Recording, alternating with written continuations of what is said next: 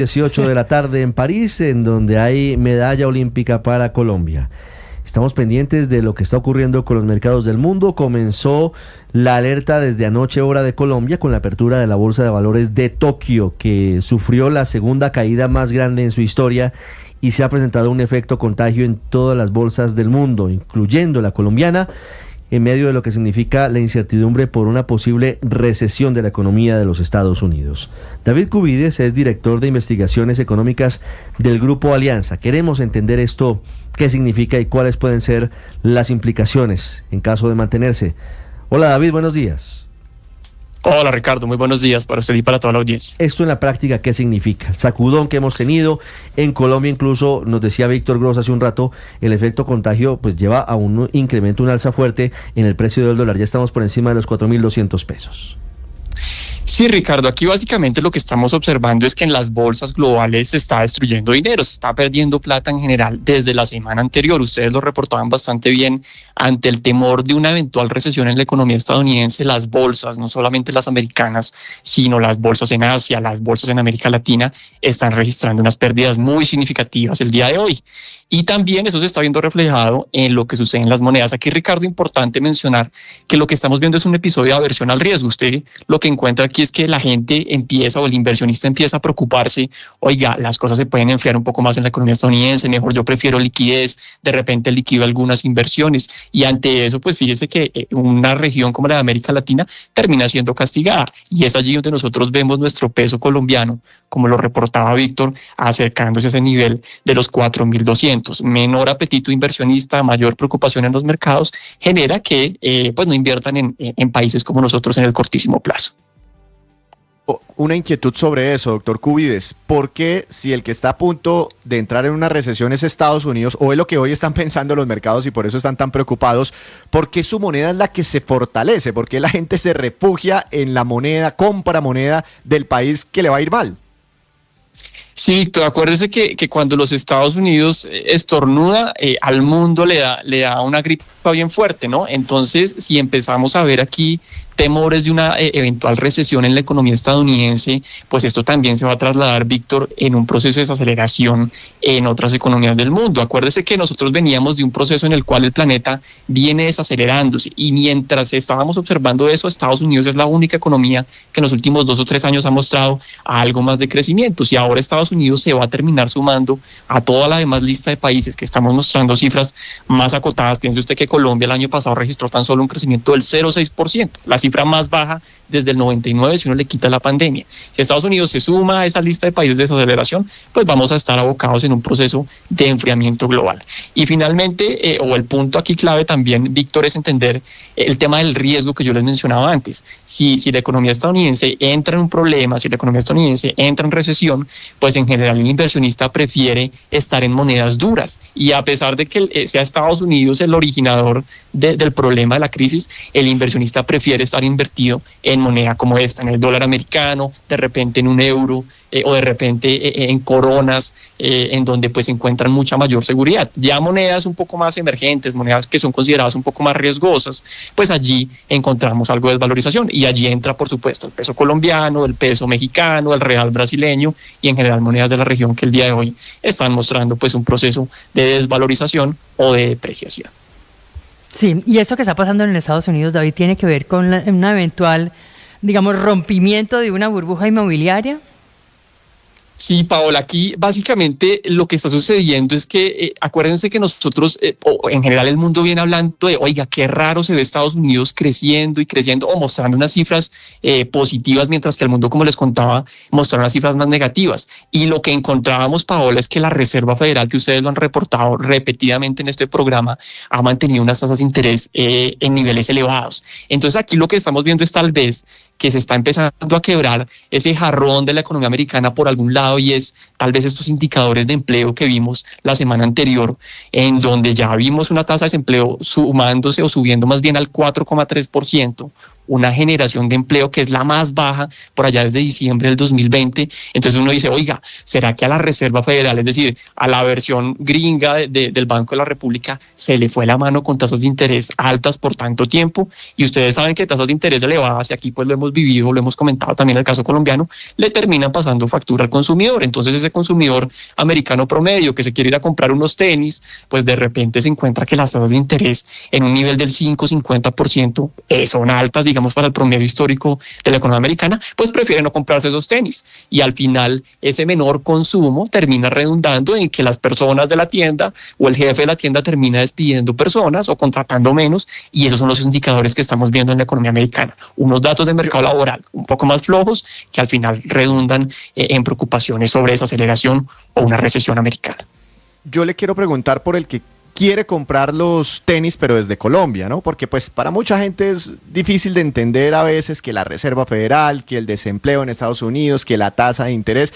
Lo que la gente está viendo es que el dólar se subió y superó la barrera de los 4.200 pesos. Y mucha gente, doctor Cubides, pues tenía pensado viajar en los próximos días o comprarse unos tenis por internet en el exterior, y esto le va a salir más caro. ¿Usted cree que ese dólar que hoy se montó por encima de los 4.200 pesos, y pensando en todos esos compradores, y por las cosas que están ocurriendo internacionalmente, se va a sostener por esos precios por un buen tiempo, o hay esperanza? Yo sé que esto es muy difícil de adivinar, pero ¿hay algún tipo de esperanza de que respire un poco, se calme y vuelva a niveles más cercanos a los 4.000 pesos? Pues Víctor, mira, aquí intentando sacar la bolita de cristal en este tema del dólar, que es muy importante, por supuesto, para el consumidor colombiano, pero también para el importador o el exportador. Lo que nosotros creemos, Víctor, es que esto es un choque. Esto es un choque que por supuesto genera unas distorsiones, y puede ser un choque que se nos quede por unos meses. Esto no va a ser eterno, pero sí nos puede generar unas afectaciones importantes en los próximos meses. Si terminamos confirmando, Víctor, que la economía estadounidense efectivamente entra en recesión y los inversionistas se preocupan y dejan de realizar inversiones en países como nosotros, es decir, dejan de demandar pesos colombianos, pues al final sí podríamos ver que el peso incluso podría estar en niveles más elevados que el que tenemos hoy, Víctor. Allí nosotros en la Alianza hemos hecho algunos ejercicios y podríamos ir a buscar niveles por encima de 4.300 o algo por el estilo. Sin embargo, Víctor, yo sí quiero ser muy claro con esto, y es, como le digo, esto es un choque. En la medida que terminemos traspasando esta montaña, este choque que, como le digo, es temporal, y debería diluirse en el mediano plazo, y la gente diga, bueno, ya salió Estados Unidos de la desaceleración, ¿hacia dónde podemos invertir? Se van a dar cuenta que, por ejemplo, América Latina o Colombia, pues tiene unas oportunidades muy interesantes. Allí veremos, Víctor, creemos nosotros, unas oportunidades de nuevo para la valorización, de tal manera que nosotros en Alianza sí nos imaginamos que en el mediano plazo podríamos encontrar niveles por debajo de los 4.000. Entonces, sí. Corto plazo, todavía preocupaciones, tal vez arriba, pero mediano plazo sí nosotros en Alianza creemos que podríamos encontrar aquí unas valorizaciones y un peso colombiano fortaleciéndose. Pues sigamos con esa bolita entonces, por lo menos en el corto plazo, porque mientras más caro esté el dólar, más caro también va a ser el costo de vida en Colombia. ¿Esto que está pasando apaga o por lo menos disminuye la posibilidad de que el Banco de la República siga bajando las tasas de interés? Pablo, es una muy buena pregunta, porque aquí tenemos que balancear dos cosas. Entonces, claro, uno podría ver que por el lado del dólar caro, pues vamos a encontrar que los componentes importados se nos van a encarecer. Entonces uno podría decir, ojo, que aquí tractores, iPads, cosas por el estilo, digamos, todo este tema tecnológico podría encarecerse, y el colombiano promedio pues registraría un incremento en el alza de los alimentos, por ejemplo, que es uno de los componentes que más se afecta. Entonces yo diría, ojo, por ahora en stand-by, no va a bajar la inflación tan rápido, Banco de la República podría detenerse. Pero el otro punto, Paola, es que de repente vamos a ver que la Reserva Federal, el banco central más importante en el planeta, sí empieza a bajar muy rápido. Entonces el Banco de la República en Colombia tendrá ese dilema de decir, oiga, en el mundo están recortando más rápido, no nos lo imaginamos, nosotros podríamos tener espacio.